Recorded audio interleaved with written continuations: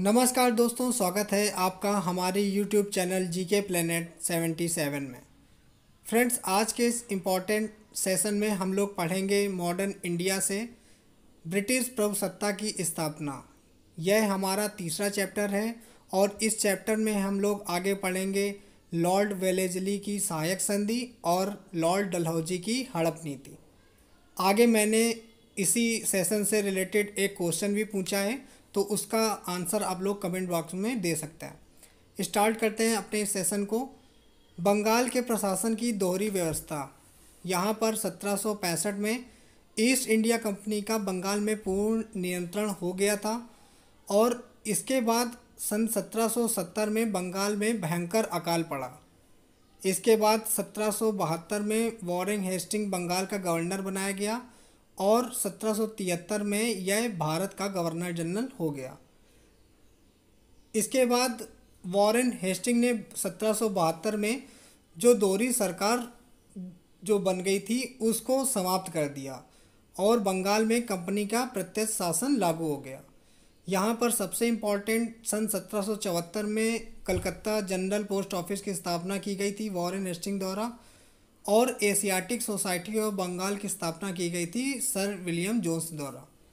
इसके बाद इस चैप्टर का सबसे इम्पॉर्टेंट वेलेस्ली की सहायक संधि।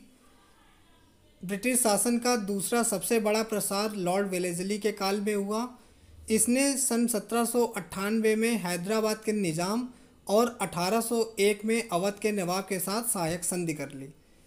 इसने मैसूर को भी सहायक संधि करने में मजबूर कर दिया जब 4 मई 1799 को टीपू सुल्तान की हत्या कर दी थी श्रीरंगपट्टनम की संधि के बाद।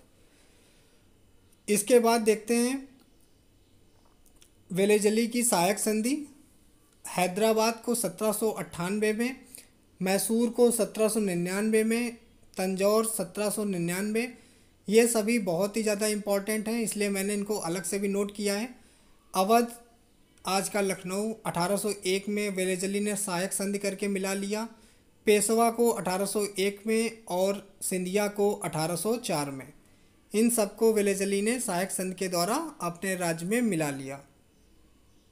इसके बाद देखते हैं डॉक्ट्राइन ऑफ लैप्स, डलहौजी की राज अधिग्रहण की नीति। यह 1848 में भारत का गवर्नर जनरल बनकर आया था और इसका उद्देश्य था कि भारत से ब्रिटेन का व्यापार ज़्यादा से ज़्यादा हो। यह भारत का गवर्नर 1856 तक रहा था। भारत का गवर्नर जनरल 1856 तक। इसने राज्य अधिग्रहण की नीति अपनाई और ज़्यादा से ज़्यादा राज्यों को अपने राज्य में हड़प नीति के जरिए मिला लिया और उसने कुछ कारण भी दिए, जैसे अवध का कारण दिया कुशासन का आरोप। यहाँ पर उसने कुशासन का आरोप लगाया।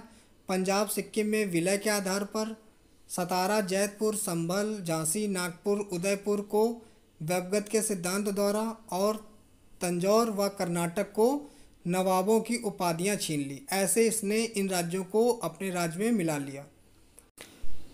दोस्तों, वैवगत के सिद्धांत द्वारा इसने 1848 में सतारा को, 1853 में झांसी और 1854 में नागपुर समेत कई राज्यों को मिला लिया। यह सभी बहुत ही ज़्यादा इम्पॉर्टेंट हैं। सतारा 1848, संबलपुर 1849, उदयपुर 1852, झांसी 1853 और नागपुर 1854। इन सभी के ईयर याद करना है, बहुत इम्पॉर्टेंट है और हमेशा पूछे जाते हैं एग्जाम्स में। इसके बाद लखनऊ अवध पे इन्होंने कुशासन का आरोप लगाया और कहा कि यह अपना शासन ठीक से नहीं चला पा रहे हैं और यह आरोप लगाकर 1856 में अवध को हड़प लिया। एक यहाँ पर इम्पॉर्टेंट क्वेश्चन है कि डलहौजी ने ही भारत में पहली बार PWD की स्थापना करी थी। सबसे इम्पॉर्टेंट है और कई बार एग्जाम में पूछा गया है। इसके बाद गंगा नहर को सिंचाई के लिए भी खोला था 1854 में। और नेक्स्ट देखते हैं भारत में रेलवे का जनक। लॉर्ड डलहौजी को फ्रेंड्स भारत में रेलवे का पिता बोला जाता है। इनके ही फलस्वरूप महाराष्ट्र में बम्बई से थाने तक पहली रेल चलाई गई थी 1853 में। और इसके बाद सबसे इम्पॉर्टेंट 1853 में ही पहली तार लाइन कलकत्ता से आगरा तक शुरू की गई थी। 1854 में नया पोस्ट ऑफिस एक्ट पारित किया गया था और यह क्वेश्चन बहुत ही ज़्यादा इम्पोर्टेंट है। इसी समय भारत में पहली बार डाक टिकट जारी किया गया था लॉर्ड डलहौजी के कार्यकाल में। तो दोस्तों आज का ये वीडियो यहीं पे समाप्त करते हैं। आज आपके लिए क्वेश्चन है, एशियाटिक सोसाइटी ऑफ बंगाल की स्थापना किसने करी थी? Robert Clive, Warren Hasting, sir John Shore या सर विलियम जोन्स? आप इसका उत्तर कमेंट बॉक्स में भी दे सकते हैं।